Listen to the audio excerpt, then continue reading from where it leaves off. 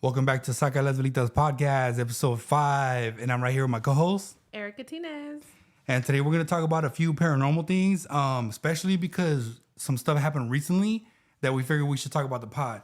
She started telling me about it, and I was like, you know what? Save it for the pod. And for the next episode, let me know what you guys want me to ask Erica next time she's on. Let me know what you guys want me to ask our mom next time that our mom is on. Let me know what you guys want me to ask our brother affiliate when we have him on. Hey, what's up, Erica? How you been, though? Pretty good. For those of you that watched episode 2, she was on here on episode 2. And for those of you that have went to my booth at a pop-up, then you've already met her. She's the one that helps me always with the pop-ups, with the everything. She helps me with orders, everything, right? So now that we're 2 weeks into the new year, I want to figure out what's been going on with her since we did episode 2, right? So how's the new year been for you? Pretty smooth. I'll admit it's been super positive. I've been on consistent with the gym. I've been consistent with work, health, love life, amazing, all that good stuff. So let's start with work. So what's been going on with work? So I've been offered a lot of overtime. I've been covering a lot of shifts. So I've been able to, per usual, I was always literally paycheck to paycheck. Yeah. But luckily I burned the 2024 candle. Oh yeah. So I was like speaking into existence. Like I've literally been able to maintain, stretch out my paycheck. So yeah. And it's not even a hassle. Like I'm like, oh dang, it's paycheck again. I mean, it's pay period again, and I'm sitting pretty good with work. No, hell yeah, no, that's true. I live mine also, and damn, it's been hecka busy. Like I've been like nonstop. Even right before we did, that's why my glasses are foggy, guys. Because right before this episode, I was packing orders and everything. So then, what else has been going good for you guys? Health wise, a lot of people around me have been getting sick, but luckily we've been dodging a bullet. Like everyone is calling out of work, so hence me getting overtime and picking up extra shifts at work. Yeah. So thankfully, knock on wood, health has been amazing. Cool. For me and my girls, all of us in the house, we've been pretty okay. And then love wise too, it's a pretty good. What? Love life. Yeah, pretty good. Happy, can't really complain in that department. So yeah, overall, literally doing amazing. Damn, that's what's up. No, that's true. And see, and that's why I always tell my like my friends, my clients, and everybody, something that might look like bad to the normal person might be good for you. For example, everybody at your job getting sick. Yeah. Obviously, getting sick is a bad thing, but it's good for you. Right. It's good for your pockets. You're getting paid. Mm-hmm. So it's like, cool. Hey, take the time out. I got this. Yep. Boom.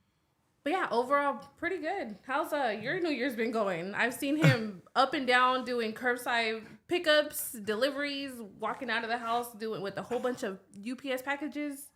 Yeah. No, yeah, that's true. So for those of you that don't know, I live with my sister and my nieces.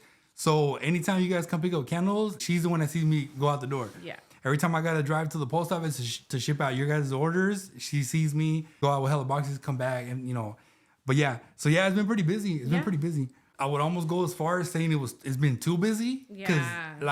Because these last 2 weeks I've been trying to like chill, trying to relax. I'm like, dude, the year just started. Just wait. Like chill. Yeah, exactly. like I was saying in the beginning, right before we did this episode, I was like packed with orders, and I give her a certain time, and then I'm like, hold on, I just gotta do this other order and this other order. Mm-hmm. So it's been a little crazy, but overall, I'm thankful. Thankful. For sure. So shout out to Spirits for keeping us busy, keeping the money flowing through. Yes. And also, real quick, one thing I forgot to mention in episode 2 is that Erica right here, she's the one that got us to paint the studio right here. So the reason that we got paint right here, new paint, fresh paint, is thanks to her. So shout out Erica for hooking us up with this paint right here. Those of you that watched episode 3 with our mom. She's awesome. Yeah. Her mom's pretty cool, huh? Yeah. We talked about a specific cemetery here in Sac, which is known as the Sacramento Historic City Cemetery, which is right there on Broadway, right across from where Target is now. It's the corner of Broadway and Riverside. So me and my mom, we spoke about that cemetery on episode 3. And Erica right here and my nieces, they went to the cemetery to go get us some footage of the cemetery so we could post it on the pod. So some crazy stuff happened while they were there at the cemetery. So as soon as she started telling me, again, I was like, hey, save it for the pod. So we're here today to ask her what happened that day when you guys went to go take the video and the footage. Crazy. Damn. Okay, To start off with, my girls are super into spooky stuff, spooky vibes, but they also like to go to cemeteries for the reason being that they like to see or visit people that have been there for a long time, and in their mind they're like, okay, well, they haven't had a visitor in a while, so let's take a little walk and say hello to the dead people, which is valid, the little hearts. But I used that opportunity to get some footage for the podcast for my mom, because I wanted you guys to see exactly what it looks like during the daytime, but what my mom had to go through, as said in episode 3. Yep. And while I was there, I was texting my brother, and I was like, look, I'm going to do this for you. And I'm like focusing on my phone. I'm paying attention to my kids, but I'm like focusing on getting good footage. Mm-hmm. And when I stopped and continued walking with the girls, I felt super uneasy. I felt like people were coming out of like nowhere. Like it was just people walking around, and I'm like, what the hell? Like there's no cars here. There's no, there is a person fixing their car in the middle of the cemetery, but they did not make eye contact. They did not turn around to see who was walking. They just didn't make eye contact. So there was a little walkway of like trees, and one of my daughters, she doesn't really like seeing trees, especially when it's windy or when it's raining. So I'm like, oh, it's fine. Like, let's just go really quick, and then so we'll come back around and come back to the car.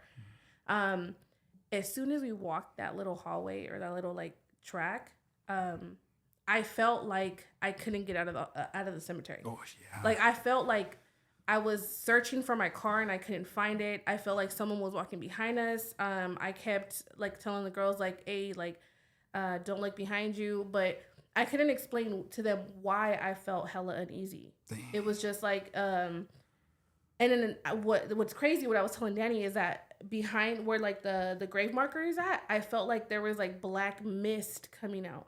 Damn. And like it was like peeking through, and I'm like, I know I'm not tripping, but I didn't say nothing to not scare the girls until my little one, my 10-year-old Evelyn, she was like, Mommy, do you see that black shadow? Yeah. And I was like, no, you didn't, like, because I didn't say nothing to not scare them. Yeah. But when she mentioned it and kind of validated what I was seeing, I was like, okay, I know I'm not tripping. Yeah. And then my older daughter, Selena, she's 13. She was like, Mommy, I keep hearing keys, like someone's walking behind us with keys, like in their pocket. And the three of us like turned around, and we saw like black scarecrow, or what is it called? The crows, the blackbirds. Yeah, crows. Crows. And they were just like walking, following us. They weren't flying. They were just following us. But I had that like anxiety of like, I need to get out of here. I need to get out of here. Yeah. As soon as we were coming towards the car, we saw this guy, but his neck was super distorted. Like it looked like his neck was just stretched out. And I told the girls, I'm like, just get in the car, go through the same side as Mommy's side, like just get in. But I didn't tell them why. Yeah. And then when I get in the car, Selena was like, his neck looked like it was stretched out, like it was broken. But mind you, I'm not telling them what I'm seeing to not scare them. And when they're validating everything that I'm seeing, I'm like, okay, I'm not going crazy. I'm not tripping. But damn, that's crazy though. Super crazy. But so when the day that happened, I mean, I remember the day that it happened. Mm-hmm. But when you got home, did you do anything? Like, did you cleanse yourself? I did.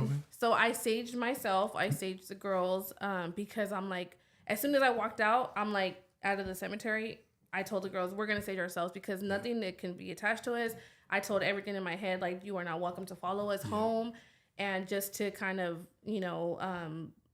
to protect us, I got some sage. And I always have sage because, my brother.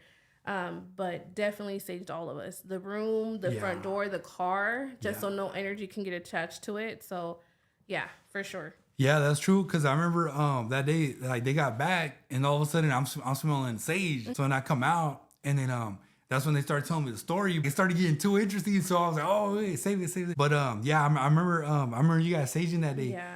So I forgot a little bit of parts just because I have been drinking. Yeah. But for the most part, I'm going to send him pictures because I got a lot of pictures that show the little images that I'm talking about, so he could show on here. Yeah, we started the party a little early, guys, because we had a because we're filming on a Sunday, so we're like, okay, Sunday is more of a chill day. Yeah.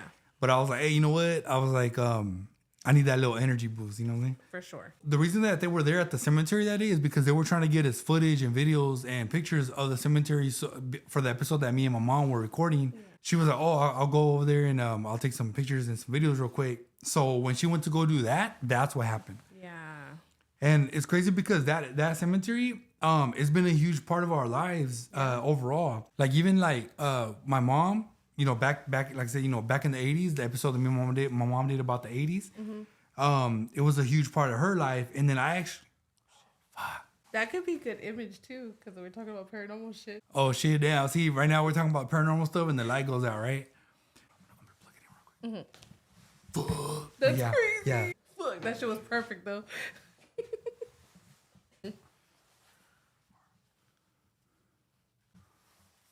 All right, guys, and we're back. So sorry about that, guys. We had to fix that real quick because the light went out. Speaking of ghosts, right? And since today we're talking about paranormal stuff, I want to shout out Scorpion Tarot because he hooked us up with this sage right here.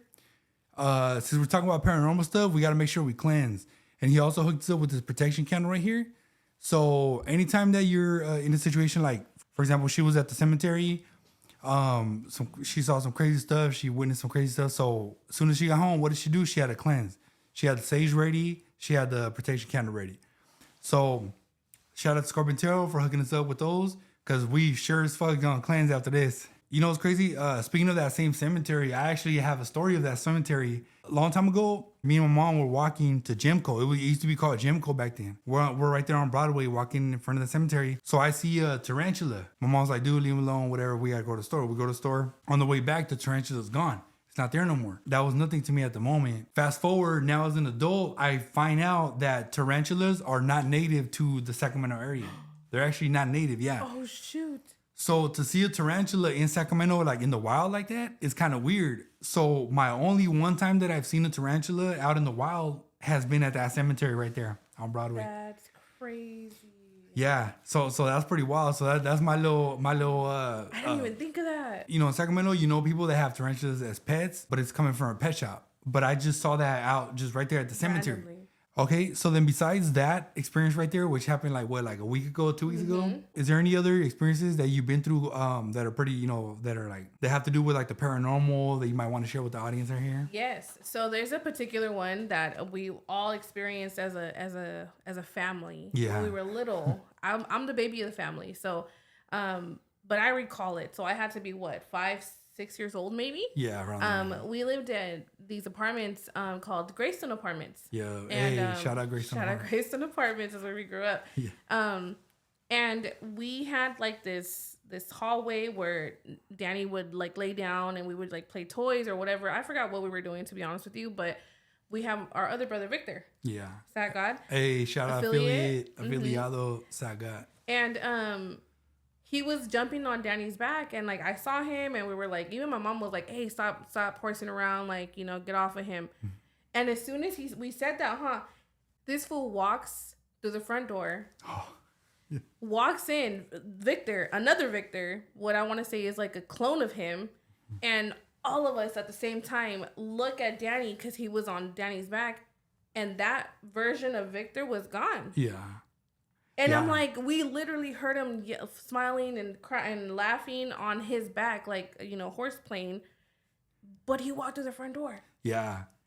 Yeah, I remember because you know, we're all kids, right? So I'm laying there, and as soon as all that happened, they all look at me and they're like, "Hey, so who was on your back?" So I'm like, at the time, I'm a little kid at the time. So I got up, ran, like, "Oh, what? I'm over here like, what? There was nobody on my back. I was just because there was nobody on my back as far as I knew. But they saw somebody or they saw something. Him. Yeah. So yeah, that happened. But he walked through the front door like because he was outside playing with his friends, and we were like, "What the? He was just on your back." Yeah. But we could not understand what happened. Like it was crazy. It was like a fake version of Victor on top of, you know, his, you know, playing around with Danny. Yeah. But all of us saw it. Like, it wasn't just me. It was my mom, my older sister. Like, all of us saw it. So we could not be like, hey, that was him. Yeah. You know? Yeah, that was crazy. And it's crazy because it's been so long, but we still remember it. Yeah. And then anytime we talk about, like, a paranormal event that happened between us, that's always, like, one of the topics that we talk about. For sure. So staying on topic about the whole paranormal stuff. One thing that I forgot to ask you on episode 2, which I asked my mom about it. She gave us like her example of the stuff that she went through. So I wanted to ask you about sleep paralysis. Have you ever experienced sleep paralysis? Absolutely. Okay. Unfortunately. See, guys, again, I told you guys, my whole family's been through it. I've never been through it. She's been through it. Our brother's been through it. Our mom's been through it. Everybody, my nieces have been through it. So for those of us, including myself, that have never been through it, so like, what'd you experience? What'd you see? What'd you feel? All that. So it's like an urge of like trying to wake up. Like you feel somebody coming towards you. You feel like you're awake, but your body is not catching up to your brain, if that makes sense. So what I see is a person, like a shape of a person with red eyes just crawling towards me. The person doesn't touch me, and I say he because it gives off like a masculine energy. But it never touches me. It's coming towards me. It'll sit on the corner of the bed. It'll talk to me. Like the recent one that I experienced was I was rearranging my room. Yeah. And something told me just rearrange it, just change it up, like just whatever. In the middle of it, it was like the first day that I was rearranging my room. My body, I have like a full body mirror. Yeah. And it was facing my bed. But to me, I don't like a mirror facing our bed, especially when we're sleeping, because I feel like mirrors are like portals. Yeah. So I wasn't trying to invite anything to the room. Yeah. So I covered it with a blanket. And before going to sleep, I told the girls, oh, let's cover it just to be safe. And as I'm drifting off to sleep, I did take melatonin. I want to point out one thing. When I take melatonin, that happens to me every time I take melatonin. Oh, okay. So I don't know if that has anything to do with it. But anyway, as I'm falling asleep, drifting off to sleep, I hear a man's voice saying, that's not going to help. Oh, clear as day. And my brother's not in my room.